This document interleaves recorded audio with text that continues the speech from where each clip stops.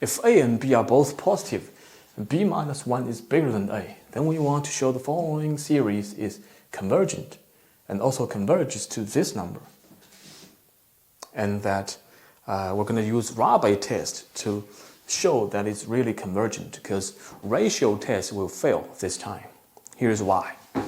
So first of all, why do we want to use ratio test? Wholly motivated by this form. It almost looks like a factorial.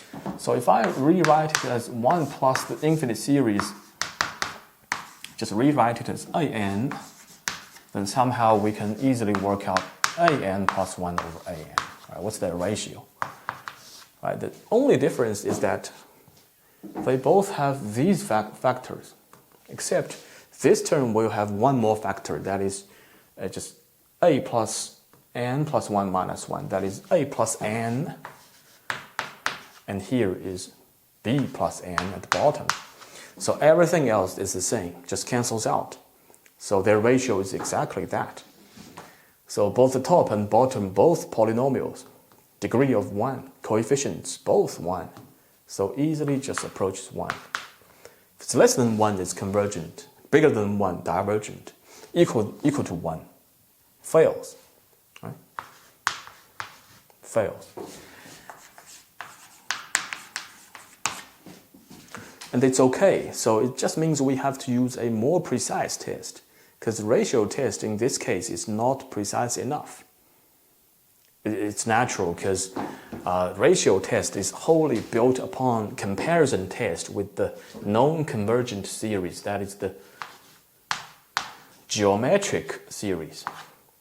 Either r is in between 0 and 1 compared with this. As we all know, geometric series converges and also converges fast.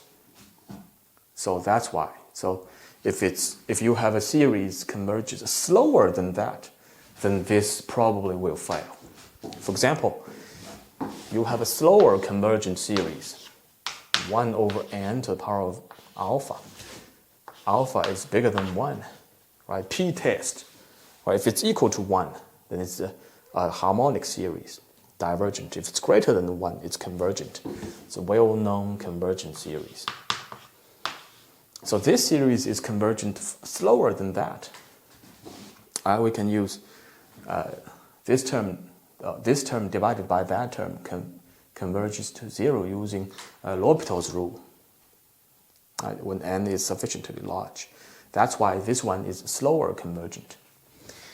And so obviously ratio test fails in this case, because 1 over n plus 1 to the alpha over the previous term, that is 1 over n to alpha. Right? If it's tending towards less than 1, then it's convergent. Right? But obviously this is equal to just n to the alpha over n plus 1 to the alpha. N over n plus 1 to the alpha, tending towards 1, obviously. Again, fails, right? Ratio test fails because this series is convergent very slowly, converges slowly. So therefore, Rabi test is going to be more precise than this D'Alembert test. Right? But first, we're going to prove a lemma in order to prove the Rabi test. So next, I'm going to use this lemma.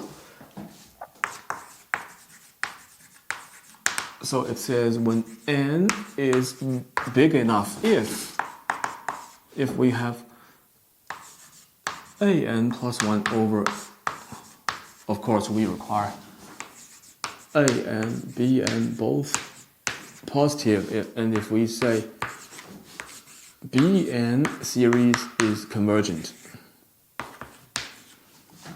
and this is less than or equal to bn plus 1 over bn.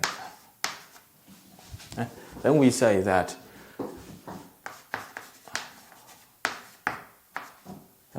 series a_n is also convergent. Here's why.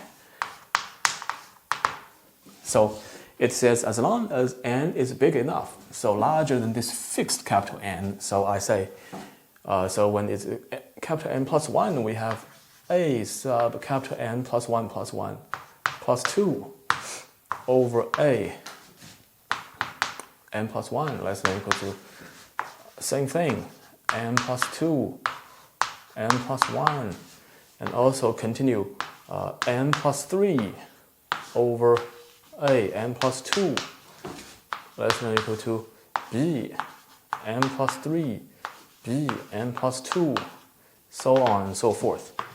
A n over a little n minus 1 less than or equal to b little n over b little n minus 1.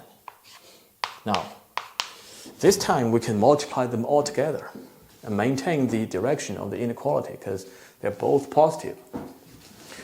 Now, here we have a n plus 2 over a n plus 1 times a n plus 3 over a n plus 2 all the way a n over a n minus 1 less than or equal to b n plus 2 over b n plus 1 times b n plus 3 over b n plus 2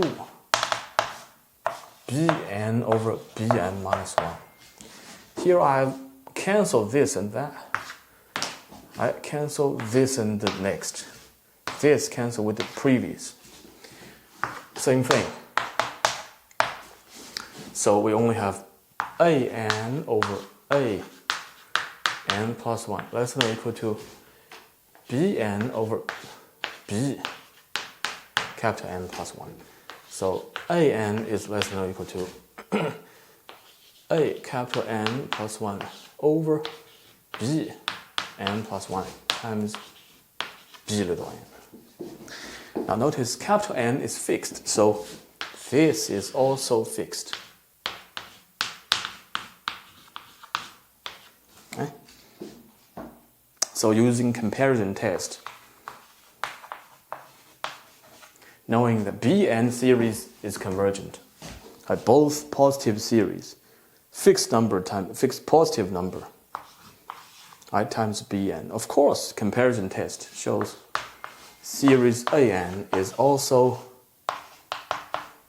convergent.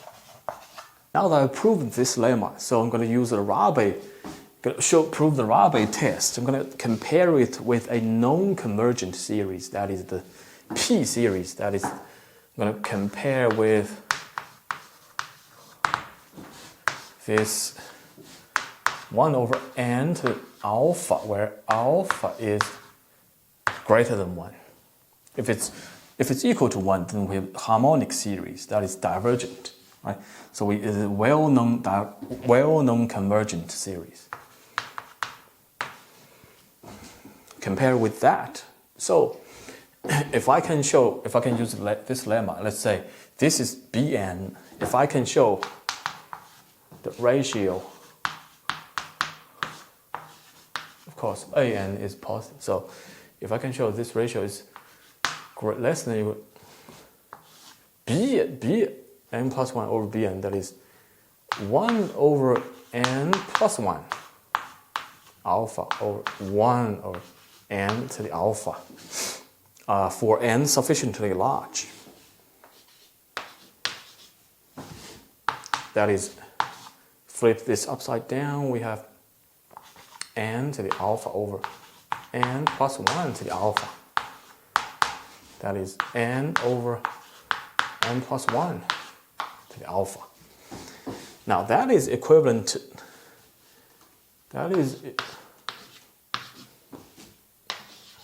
so flip it upside down, an over an plus 1. If it's greater than equal to n plus 1 over n to the alpha, that is just 1 plus 1 over n to the alpha. Okay? Then we can say that an has to be convergent, since this is already convergent, right? Comparison test. Right, then we can say that a+n series also convergent.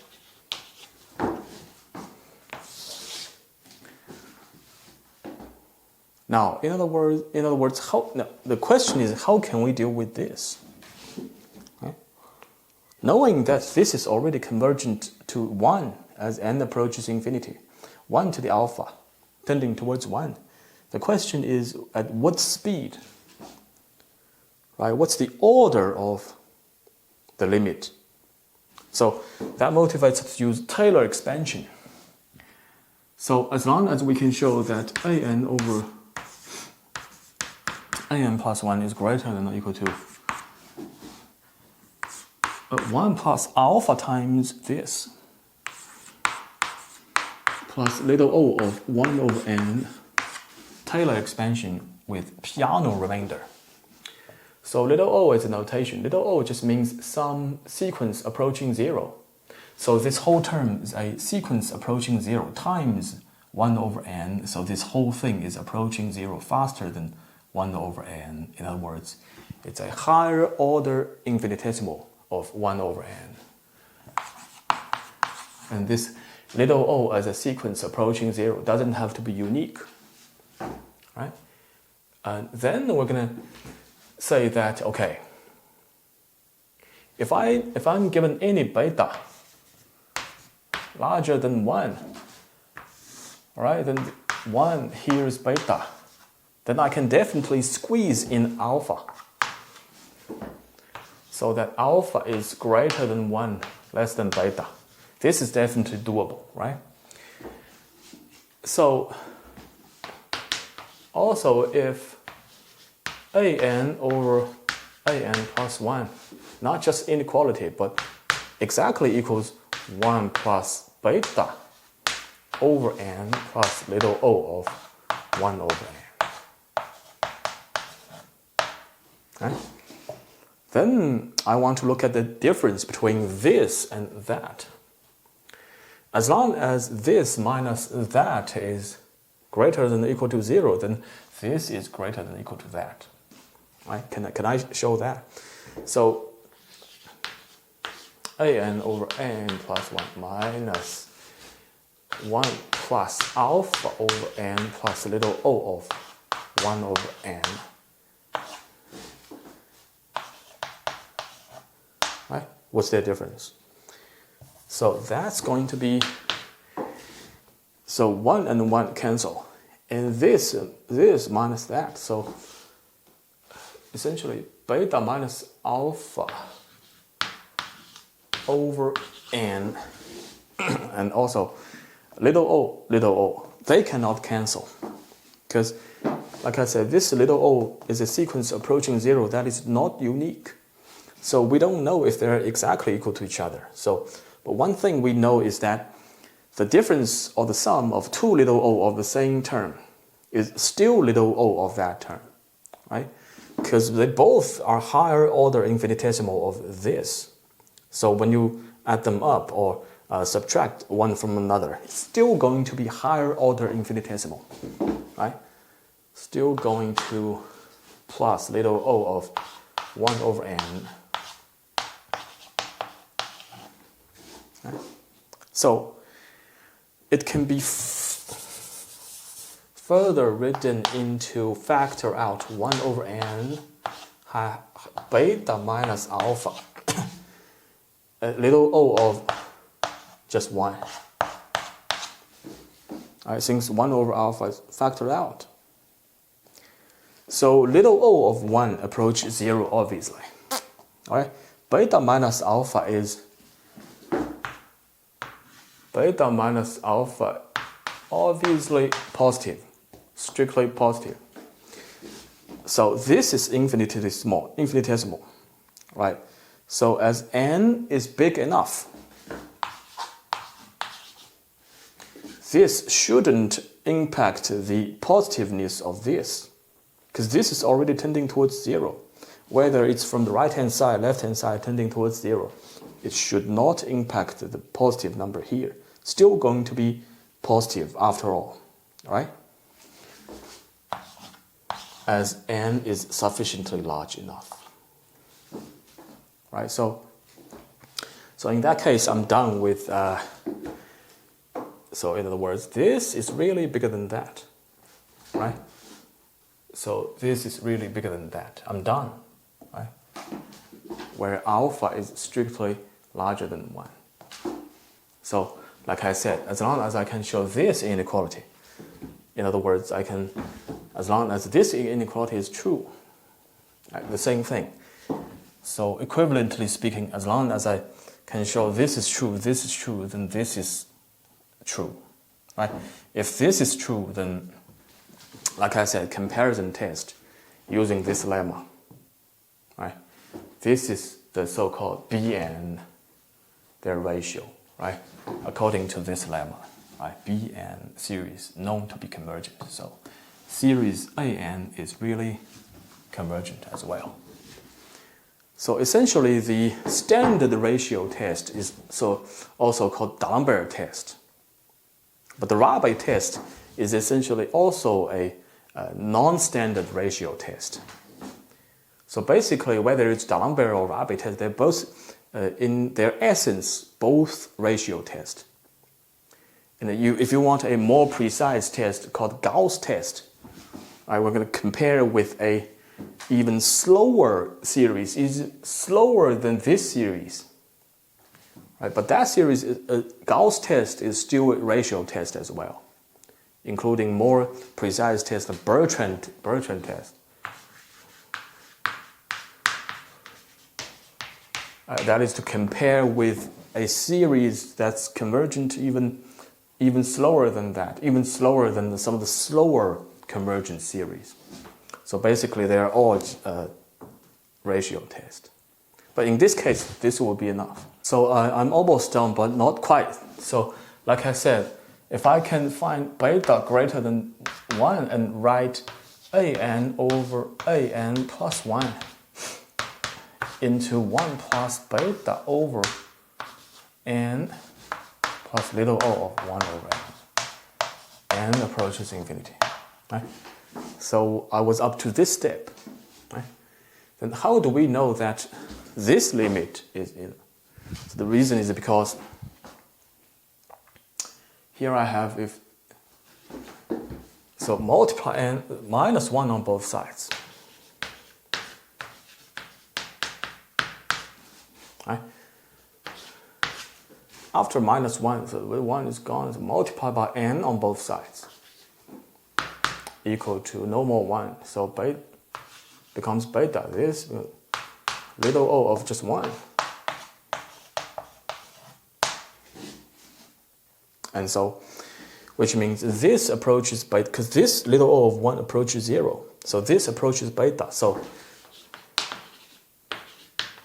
limit of n a+n over a+n plus 1 minus 1 is beta greater than 1. Right, so this is limit is really greater than 1. So that is equivalent to say that this can be written into that, which is equivalent. Like I said, I've just shown that as long as it can be written like this, then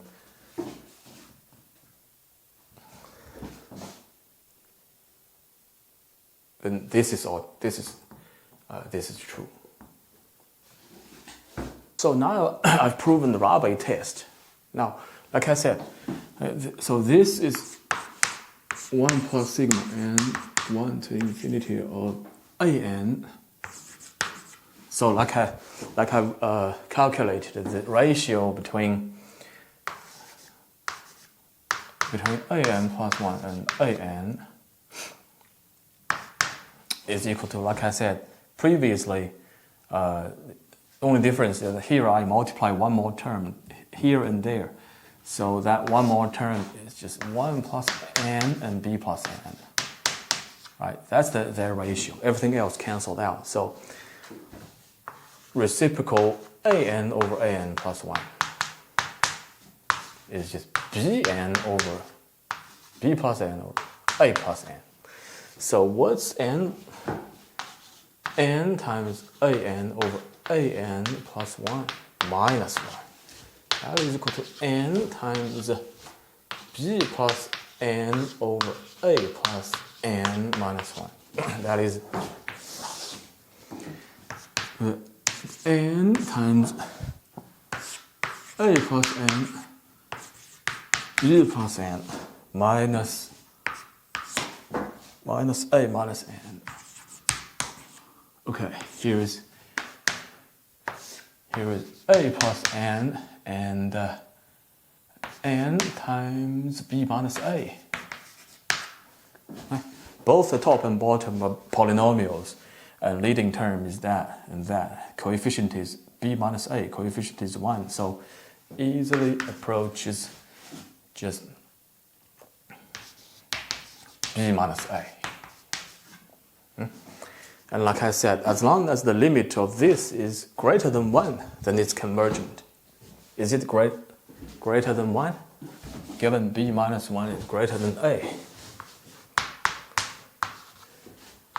So b minus a is, yes, really convergent. Right, so really. Now the question is, how do we know it's convergent to this number? So now it gets a little bit technical. But we can still say that, okay, since this ratio is that, okay, then we write it as multiply that over here. So we immediately have a times an plus n times an is equal to b times an plus 1 plus n times an plus 1. Right, that's a cross product. All right. So now we say we apply sum on both sides. Right, finite sum, a partial sum. Here we have. First, let me just rearrange it a little bit. I'm going to say, okay, so a times an minus b times an plus 1 equals this term to this side, this term to the other side. So n factor out a n plus 1 minus an.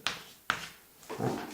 Then we apply sum both sides. Okay, so a times sum k from 1 to n of, just change n into k, so ak minus b sum k from 1 to n of a k plus 1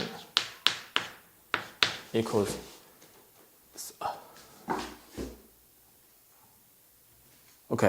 equals sum of k times a k plus 1 minus ak. K goes from 1 to n. Right?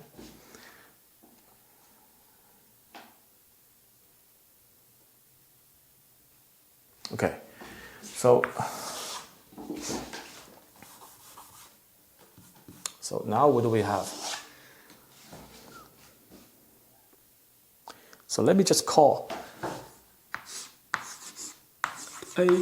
k go from 1 to first sum first n terms. Let's call that s sub n, right, just for convenience.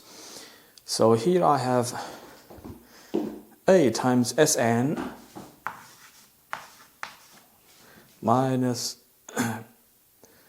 b times,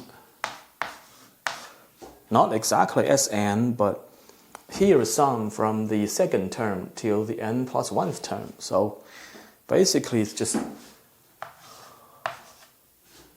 Sn, then we minus the first term, plus the n plus 1th term, that is a n plus 1, exactly that, right?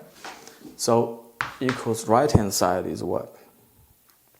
I'm going to rewrite it, re-index it.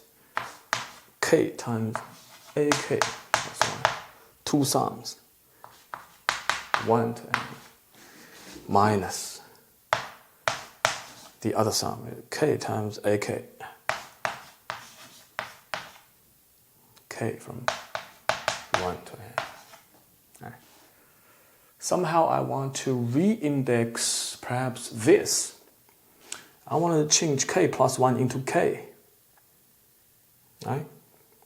So here I have, so into k. So here.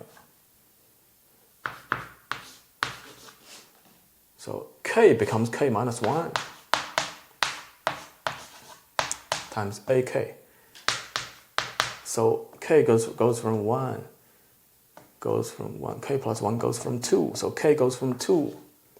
And last term is n, so n plus 1, n plus 1. Right, so this is exactly, so minus that. K goes from 1 to n, k, ak. So the left-hand side, copy that down, a times Sn minus b times Sn minus a1 plus an plus 1. Right-hand side becomes that, but that I can just rewrite it into,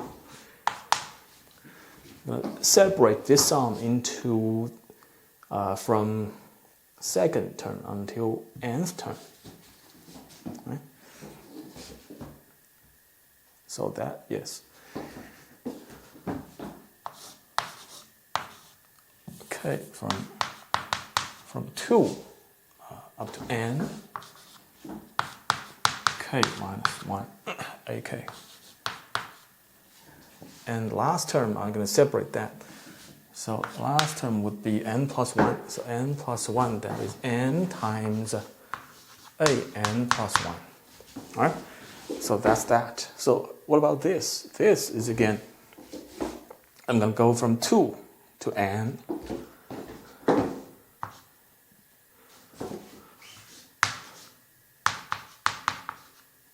To n, then separate the first term, still minus. First term is a1. Yes. All right, so I'm going to combine this sum and this sum, right? Both from 2 to n and ak, common factor. K minus 1 minus k, so minus 1.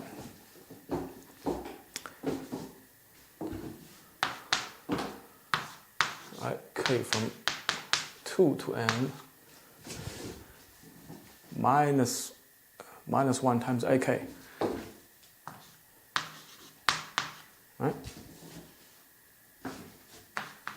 Minus a1 plus n times an plus 1. Now take the factor minus sign.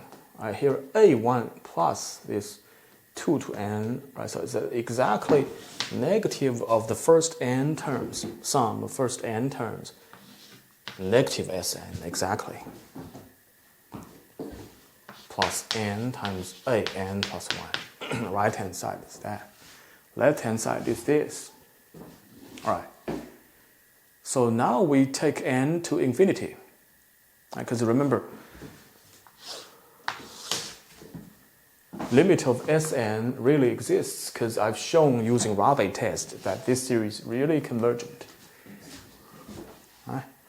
Now all we have to do is to work out like a times s minus b times s minus a1. What's a1? First term here, n equal 1, a over b.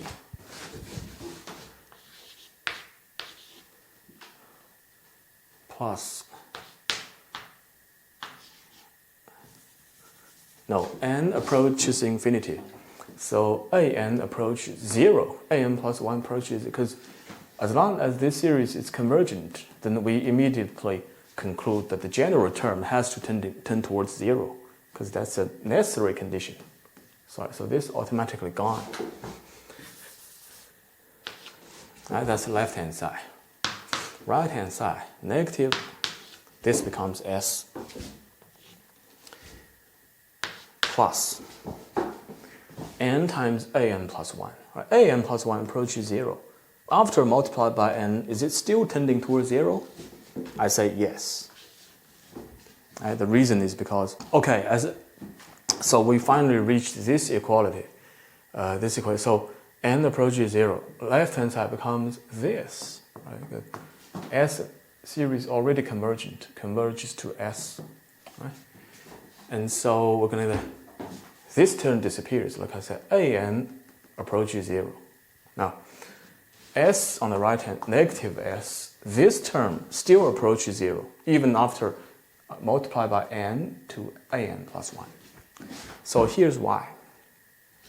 So first of all, we know that a_n is positive. Right? a_n is positive. Then we know that ratio, as I've worked out, the ratio happens to be a plus n over b plus n. Right? And since b minus 1 greater than a, right? Then we say b minus 1 greater than a. Then we say b is greater than 1 plus a, greater than a, of course. Both positive. So bottom is greater than the top.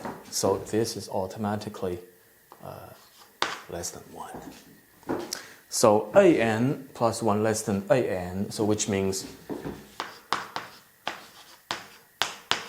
a_n is decreasingly positive, right? Positive degree. So then I'm going to say, under this condition, and also we know that since this is convergent, then we immediately have a_n tending towards 0. And it's a necessary condition. That's obvious. Under these conditions, I say limit of n times a_n also tending towards 0. Also tending towards 0. Right? If without this condition, it may not be true. But since this is really decreasing, so right, tending a_n tending. So the reason is because since this is convergent, right? This is convergent. So Sn is equal to partial sum ak from 1 to n, right? So this is convergent, so which means Sn is convergent. Like I said, converges to S. So Sn as a sequence is convergent. So according to the Cauchy or fundamental sequence, Cauchy sequence, we know that given any epsilon greater than 0, we can always have there exists capital N, so that whenever little n is bigger than capital N, for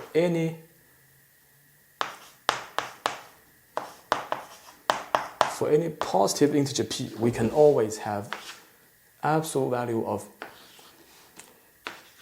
Sn plus p minus Sn can be small enough.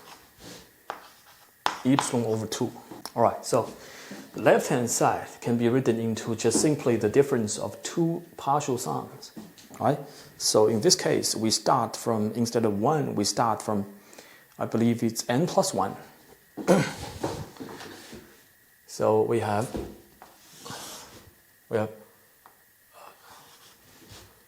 a_n plus 1 plus all the way.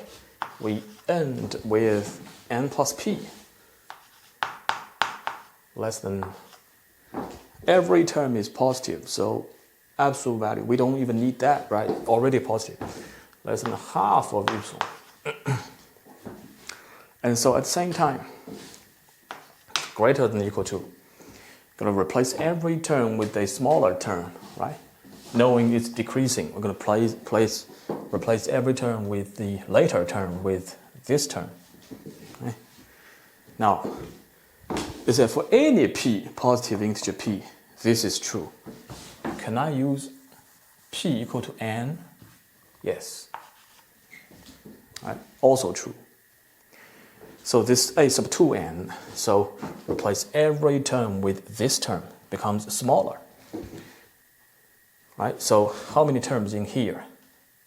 Exactly n terms. So n times a sub 2n, right? It's become smaller. Now, multiply both sides by 2. Right? Becomes epsilon on the right-hand side. So which means all the even member of the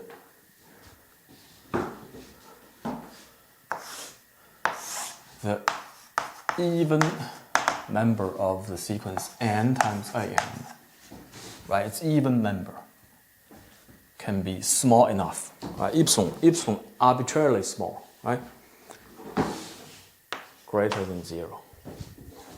Right? Absolutely. So it can, even term can be approaching towards 0, right? How about the all terms? I say all terms a sub 2n plus 1 is less than or equal to a sub 2n, right? Because the subscript is bigger, so it's smaller. It's decreasing, right? So then we multiply both sides by 2n plus 1. Right? 2n plus 1 times a sub 2n plus 1 less than or equal to 2n plus 1 times a sub 2n. Right? Now we can have 2n plus 1 times a sub 2n plus 1 less than or equal to, or expand this, so 2n times a sub 2n plus just a sub 2n, right? Because like I said, even term already approaching 0, right? Already approaching 0. And a sub 2n, like I said, since this convergent series, therefore general term are tending towards 0. So general, even term, general term, of course, tending towards 0, right? So this tending towards 0, tending towards 0. Squeeze theorem, so really tending towards 0. So all terms,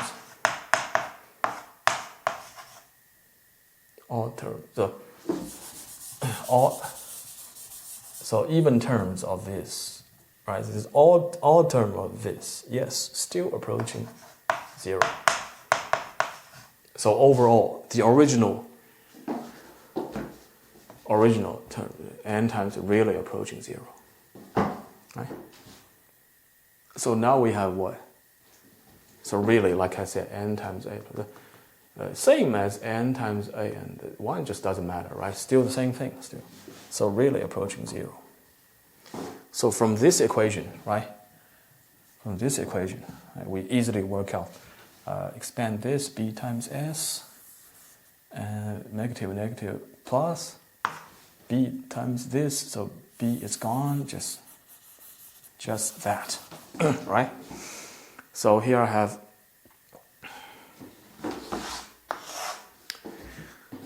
right, this should be easy. So a stays. So this move to the outside and divide over. S should be equal to a over this to the outside. So a minus b, b minus a, b minus a minus 1, b minus a minus 1. And so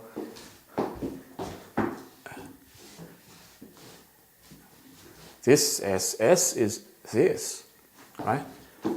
S is this, but still plus 1. Right?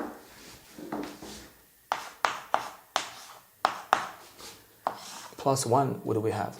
B minus A minus 1 and A plus B minus A minus 1. Right? So minus B minus 1 over B minus A minus 1. Yes.